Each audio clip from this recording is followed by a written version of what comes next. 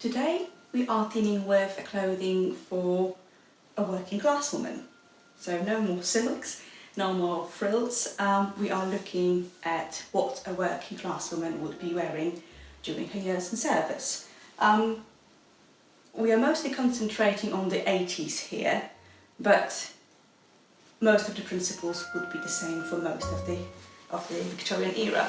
Undergarment, very sturdy linen chemise, plain black stockings and white drawers. I'm portraying a maid from a quite well-to-do household, so obviously my own clothing reflects that.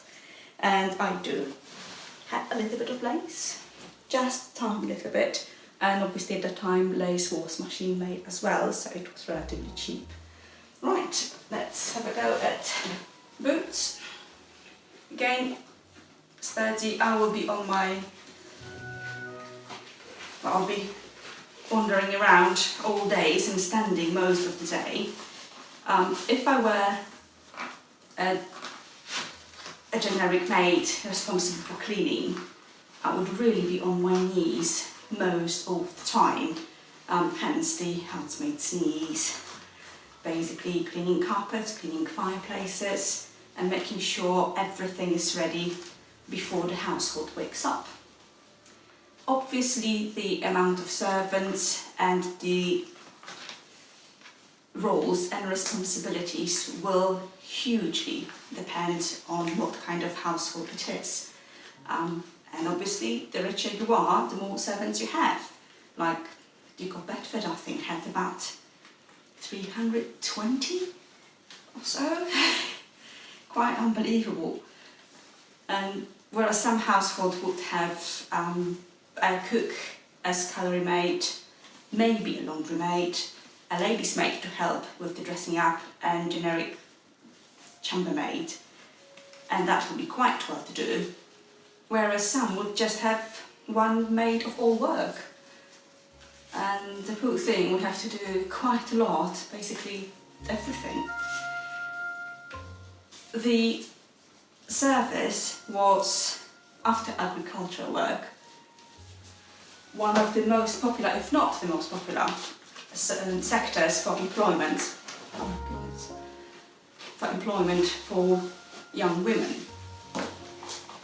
In the 50s, you would get your maids usually from the country, and country lasses were in huge demand and very recommended.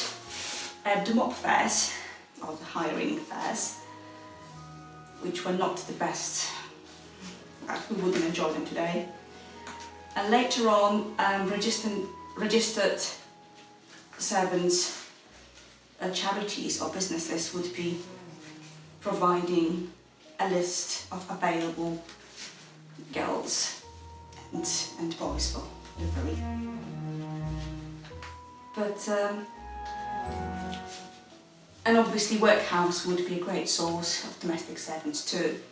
It would be a responsibility of the housekeeper to hire a maid. So let's have a go. Right, we've got our boots on. Let's go for the corset. And obviously corset was just a normal part of your everyday wear. There wasn't anything special in it. It would be providing you with great back and bust support, and all classes wore it. This one here is based on the Symington pattern for the Pretty Housemaid, and it was made in hundreds, if not thousands, in late 80s and early 90s. It was very, very popular. It was relatively pretty, it was very sturdy, it was relatively cheap, and it sported several features that would mean that it would last the maid for quite some time. Let's have a closer look. It does have bones in the seams. They would be whalebone at the time, obviously, and lots of cording. And cording would be made with paper or cotton cord. This one also has an underbusk together paired with a spoon basque, especially because if you are cleaning fireplaces, if you are cleaning the stairs and sitting on your knees all the time, you are bending a lot. And that in time would cause your basque to break. Whereas with this little under basque here, you've got additional support that will provide you a little bit more life to your corset. Excuse me. Okay. These were not tight lacing corsets, they were just very functional piece of wardrobe that would be worn day in and day out. So yeah, it's really supportive. It's possibly a little bit too big for me.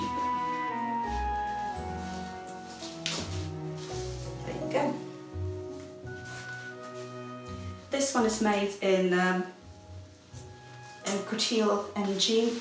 Usually you could have it made in twill, that's what the original one is. And originals also sported machine embroidery on this bit of boning. I do have a machine embroidery, but well, I did it by hand. Right, so that's our basics. Now 80s obviously are the bustle times, but maid doesn't have a need, even a housekeeper really doesn't have a need for a bustle. However, the basic silhouette would be just a little bit enhanced to go with the fashion. A petticoat is quite simple, and again I'm working in quite an affluent household, so I have some basic cotton lace, again washable, easily to displace, but nothing hugely fancy.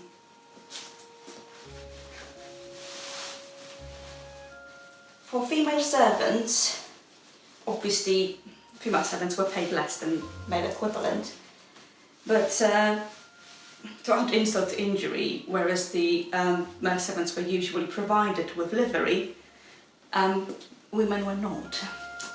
So they had to bear the cost of the clothing themselves, or make it themselves. And there wasn't a specific livery per se, you would be just wearing very serviceable garments. Again, depending on the household, you might be issued with a standard apron or a cap or cuffs, or maybe there will be a recommendation of what colours are you supposed to be wearing depending on your status. Usually if you're working in the kitchen or if you're working in the rooms, it would be very plain clothing that would be easy to wash, that would not show dirt too much, and that would last you for quite some time. The lady's maid, however, could be a little bit more fancy, because very often she would be getting the cast-off clothing from the lady of the house. In fact, if the lady of the house died, it was traditional that her wardrobe would go to her maid. That would include basically everything apart from items in velvet, satin, with fur and with lace. And very often maids would be quite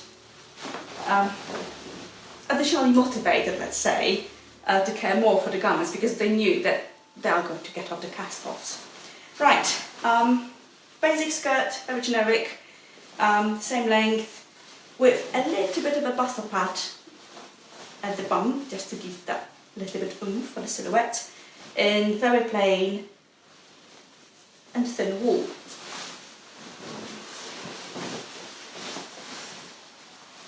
And also pockets. So I have a watch pocket here and a waistband, which was quite a useful addition for several reasons. If you were a housekeeper, you would keep your chatelaine nearby and a little watch. I've got a watch here actually. Let me just button it up. Oh, come on.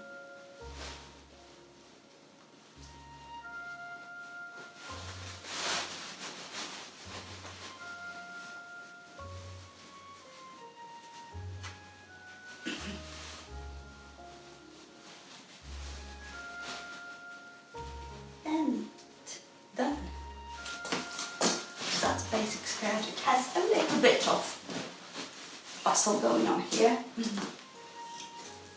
And again, I can put my little watch there and look at the chatelaine. Done. Corset cover would be next, or if it's a little bit chilly like today, a standard blouse.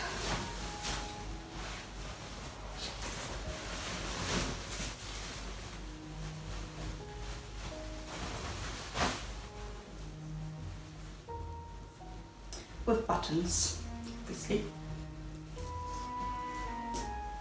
Now the qualities required of female servants differed vastly depending on the household, as everything, but honesty was necessary.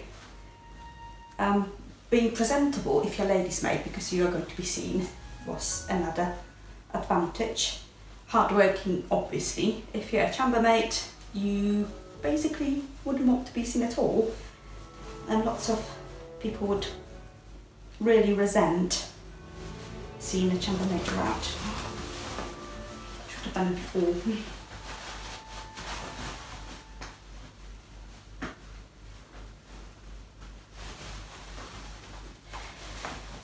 Additional qualities that would give you an employment would be a knowledge of dressmaking. So very often a dressmaker's apprentices would be a desirable lady's maid.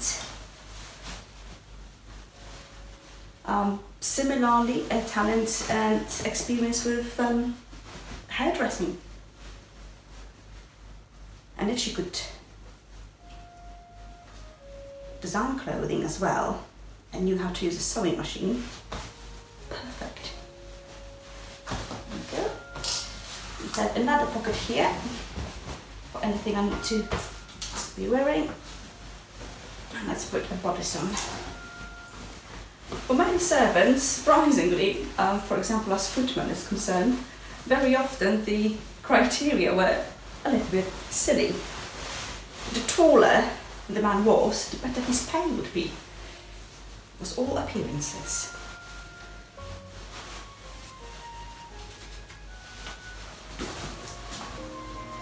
Right, let's get on with lots of buttons.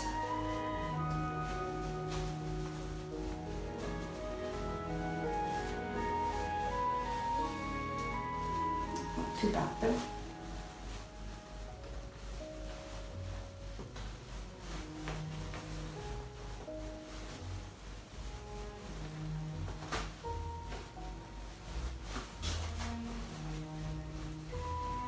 The rules of the household depended on the whim of the lady and her husband, but some of them were really petty and restricting the freedom of the servants. So it was difficult to get the full life, really. But there was quite a lot of professional pride that you see in the different memoirs of servants of big houses, for example. There was a sort of a career path. You could actually start as a chambermaid, work your way through to being a lady's maid and maybe a housekeeper. So basically upgrading from the lower to upper caste of servants. A good cook has always been a great asset to the household. So that's another career path.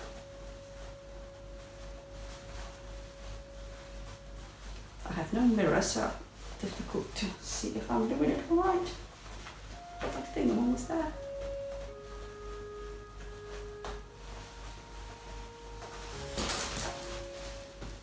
So that would be basically my uniform.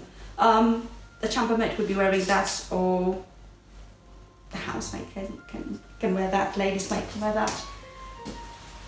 Usually for any duties that would risk dirt, we have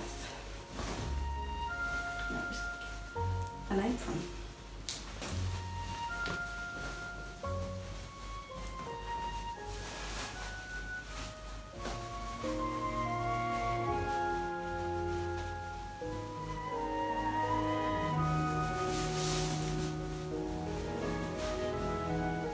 there's surprisingly good amount of photography concerning servants, so quite easy to get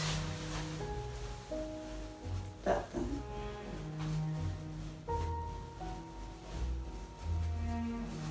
I should have tied it before, shouldn't I?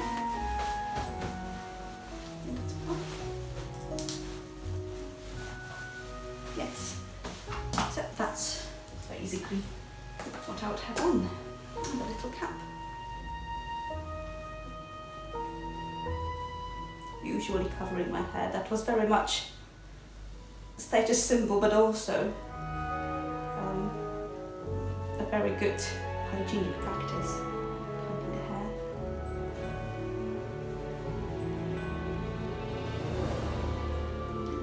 Anything on? There you go. Now, if I was a maid of all work, or if there was an event and there would be more help needed in the kitchen, and obviously I don't really want to change from my sort of nice bodice to something else, I would wear steam protectors. And these are basically bits of cotton with ties. You see them later on in 20th century a lot on nurses as well. It was much easier to wash your sleeves than to wash the whole uniform. But you see these ones being washed in the 80s and 90s just for washing up or helping in the kitchen when there is a sudden rush or maybe guests arriving.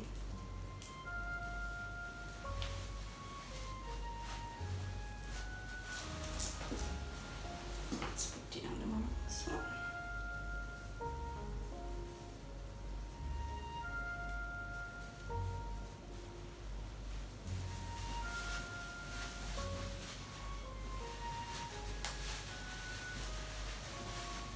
If I was going to my family, or maybe on a date, you never know, one can hope, I will probably be wearing the same gown, just without the white bits, or I might have a second gown just in plain cotton or plain wool. And if I was a little bit more affluent, it would possibly adhere a bit more to the fashionable silhouette as well. So it will be still plain cottons, plain wools, inexpensive fabrics, not a lot of frills, not a lot of lace, but the silhouette would be a little bit more fashionable. So hey, there we go. Maid.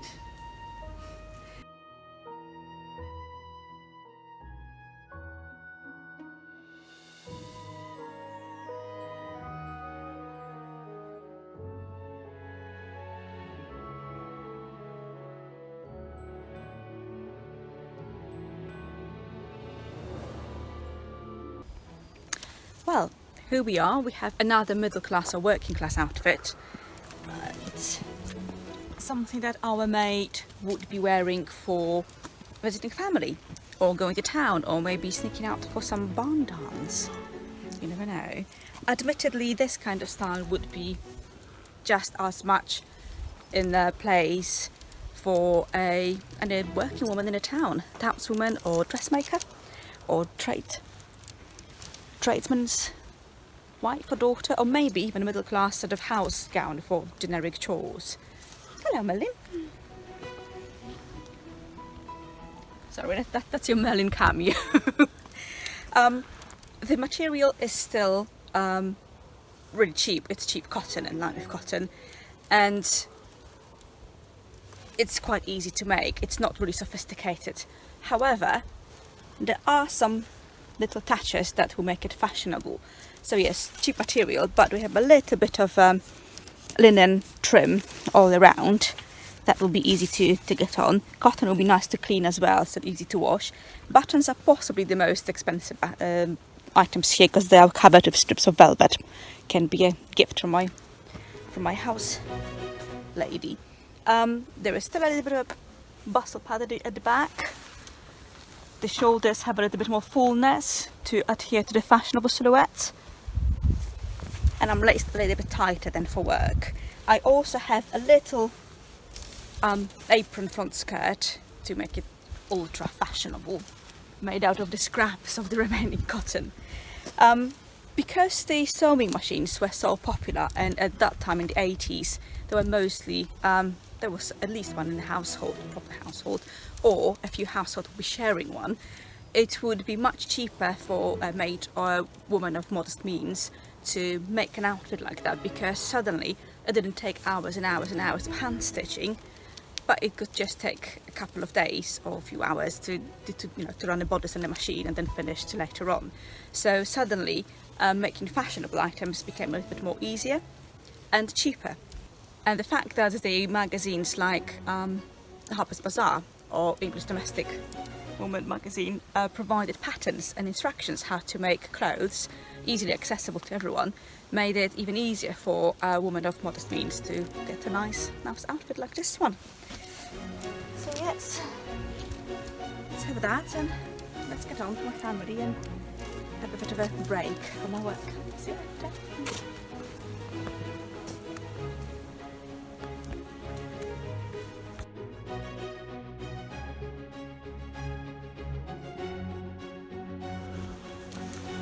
Shortcut.